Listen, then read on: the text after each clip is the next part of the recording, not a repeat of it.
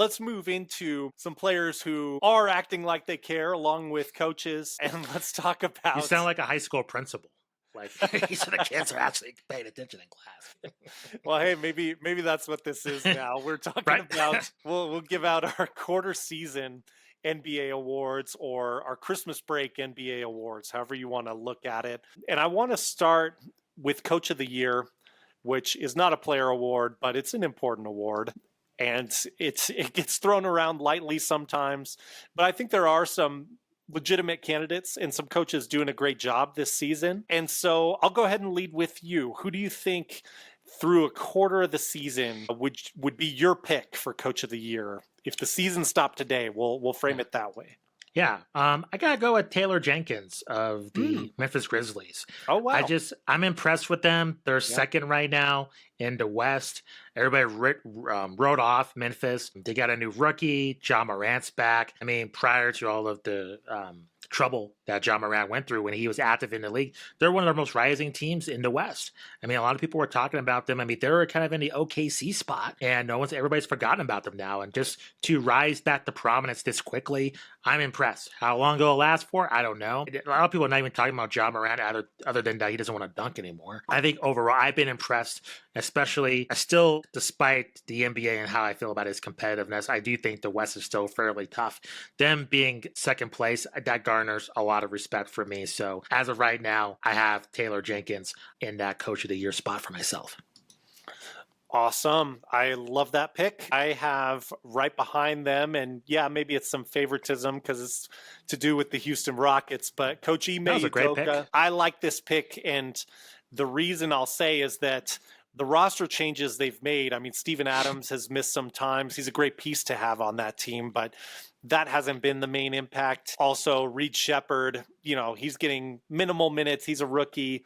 He hasn't been the reason for this change, really. It's been the thing that they've done on the defensive side of the ball, where they have really scaled that level of effort up.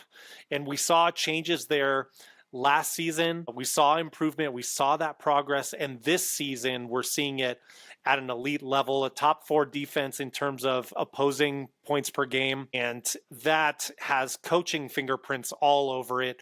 Udoka has a history of that. He's proved it again this season. A good enough defense that, people are talking about the Rockets as somewhat playoff contenders. I don't think anyone is buying them as title contenders, but maybe at least to get past the first round, which really, I think even at the start of last season was sort of unthinkable and has been pretty fast progress. I have to give an honorable mention, and I think for most, probably the leader right now is Kenny Atkinson from the Cavaliers. So he just barely comes in second for me, and sounds like he's probably towards the top of your list as well. Yeah. So definitely. Congrats to those coaches. The 3 of you gentlemen are not on the hot seat at the moment. So way to go. Most improved player. I'll go ahead and lead off with this one, Justin, and throw it to you. I think it's Franz Wagner. He came in with a lot of expectations with the contract extension that he received. And then he was handed a Paolo Banchero injury and had to really sort of prove his worth. He's done a pretty solid job, and Orlando could be downright scary if he keeps it up when Banchero returns. What are your thoughts on most improved player? A controversial award in itself. Yeah. I like your pick for Franz Wagner there. Interesting. We did bets, a few years ago, and I always like taking a look what Vegas is thinking. So looking at kind of the bets here, this is courtesy of VegasInsider.com. They have a bunch of different betting sites here. Jalen Williams is the favorite, but second is Tyler Hero, and that's who I picked. Just because Tyler Hero was written off. He garnered a lot of hate. Just kind of a lot of just his personality, I think, fuels people's impressions of him. And for him just to have a season like this, 24 points a game for him, especially in a very unpredictable Miami Heat situation, we don't know what's going to happen with Jimmy Butler. I am impressed with that. So I know that might be weird just because you might have been in contention for most improved player in the past, but I'm impressed by that, by, players overcoming adversity and exceeding expectations. So he's my pick for that award. I'll tell you why I like that. My pick is a popular one at the moment, but his stock could tank when Banchero is, back and healthy. Whereas with your pick, if Jimmy Butler's traded, Tyler Hero's stock goes through the roof, assuming he's not part of that deal. So so the cap for that. Let's move to sixth man. And this, of course, is your best player who comes off the bench to help your team. Justin, your pick for sixth man at the quarter mark of the season. Yeah, I got to go with one of your guys, Amen Thompson. Of the Houston Rockets. I just, again, overcoming adversity. I know there's a lot of the younger players of the Rockets, and you have told me this, you watched them play in person. A lot of growing pains. Things weren't always going according to plan, but for him to really step up and be a force for your Rockets, I think has been really impressive in fueling their resurgence in the Western Conference. So I think he's been impressive, especially his clips on social media, his speed and everything. I think he garners a lot of attention, and it's well deserved. Again, especially when you're a rookie and like you garner a lot of hate and just people just crapping on you, and just to really, again, prove to be a force for your team, and especially off the bench. I mean, that's not, especially for him, they got a lot of attention. I mean, he's a top pick.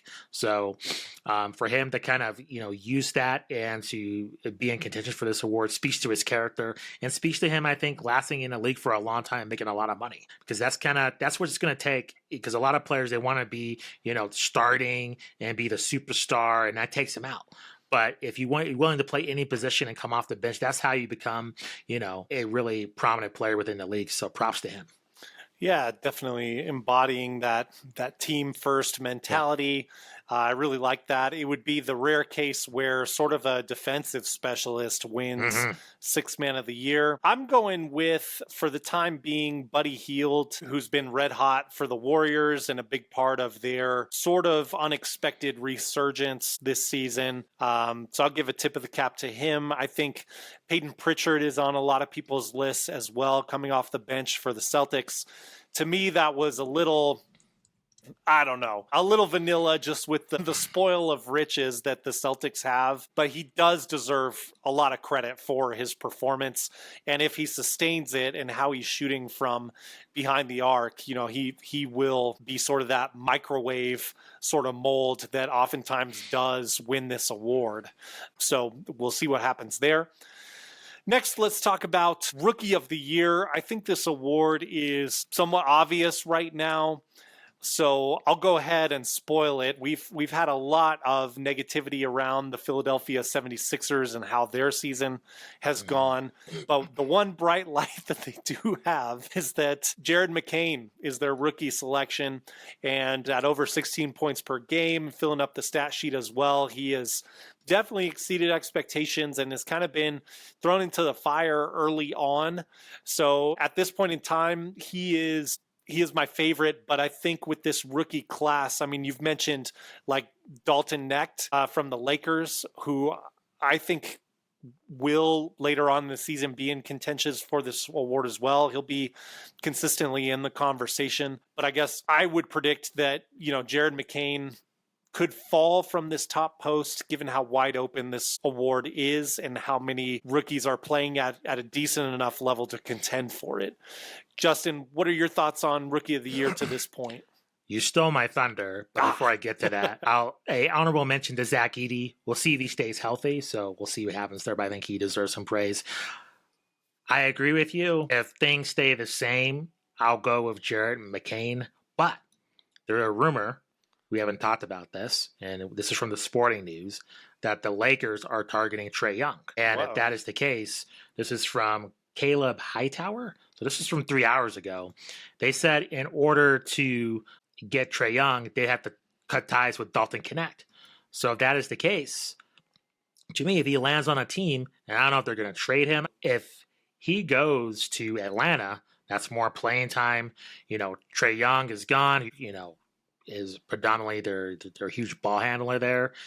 I mean, that's a spot where he's probably going to be counted on to a lot of their production if they're doing some kind of trade and he's involved in going to Atlanta or another team that's not any good. So I would pay attention to him, even though he's kind of struggled in some points and show some flashes of brilliance. But again, I would say if that scenario doesn't happen, I would say that Jared McCain is the favorite. I mean, just take a look when he's been the starter. It's been about 8 games. He's averaged about 23 points a game, 3 boards, 4 assists.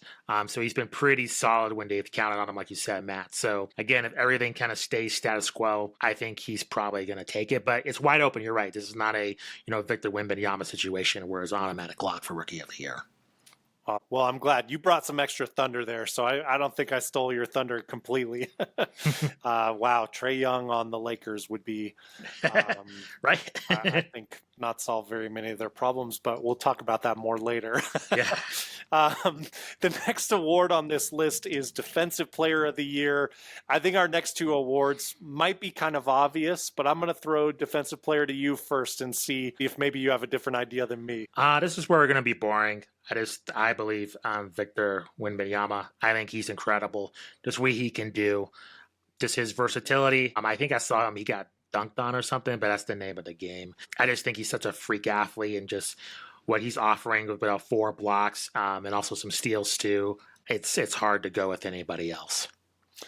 Yep, agreed. And the Spurs are playing a lot better than they were last year, so you have that too. So yeah, look out, Rudy Gobert. You might not be besting Wemby for any more Defensive Player of the Year awards moving forward. MVP, let's just say it together. It's Jokic, I think. Agreed. Yeah, that's what I said earlier today on the call. I'm like, it's Jokic. So. Yeah, he leads historically at the moment in plus minus like nobody else has done before. He leads in, if you look at combining points, rebounds, and assists, I believe his number is above 56, which historically leads. That's kind of like a stat Bill Simmons brought up, I think, first. That's like a Wilt Chamberlain type stat. He called it like the Wilt 50. And Jokic is at the top of the list on that if things were to hold. It's just really impressive what he's doing with, I think everyone would agree, less talent around him compared to last season. This could be one of the highest peaks that we ever see in NBA history right now. And I still think that because of all the other noise that goes on and just lack of general interest in Jokic or whatever you want to say, I don't want to analyze that again at the moment, but we might be missing one of the greatest, if not the greatest, performance peaks in NBA history. And I know that sounds like a big claim, but it may very well be true. We'll see how the season plays out. Well, I agree. Unfortunately, within the casual discussion, they don't want to cover Jokic.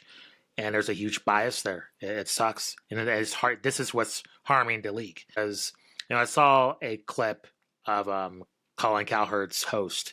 He was saying that, inside the NBA has caused a lot, basically paraphrasing here, a lot more harm than good. And while I disagree with that, I think they're being honest in their assertions, not hyping up Jokic enough in terms of your number one player that's having a historic season. And this goes for ESPN too. That harms the league. Because people don't know. So you have a guy who's having a great, season and no one knows. Instead, other storylines are being focused on. It really is a shame. And you think even in Vegas, he's not like he's a dominant favorite. I mean, he's minus 105 to minus 115 on a lot of these betting sites. I mean, for a guy who's having a super impressive season, that's not a lock to win the award in Vegas. So I don't know. To me, I just think he should be getting a lot more due, and I've talked about this, a European bias. I believe this was, Shai Gilgeous-Alexander or Jason Tatum. I think there would be a lot more media coverage, on them compared to what Jokic is going through right now. It's a bummer, but we'll see. I don't think he's going to win this award. I don't know. I just think taking a look at the standings, I mean, right now they have a lot of issues. Denver, I mean, they're in the 5th seed. I mean, it is razor thin. Yeah. So, I mean, the Nuggets can drop down way below. If his stats hold up, I mean, I don't know, especially how many times he's won the award, they're going to pick somebody else. I mean, unless he's having some kind of super insane season. I mean, I just think the odds are massively stacked against him if they drop. Yeah. to your point, he is having that super monster season right now by the numbers. I'm not surprised that Inside the NBA isn't maybe pushing him as hard. I am surprised that ESPN is holding back because they love analytics. They love analyzing that type of stuff. And this is like an analytic expert's dream. I mean, the ways you can make content about how solid Jokic is performing on the court and how unique he is. And you're completely right. They're not capitalizing on that.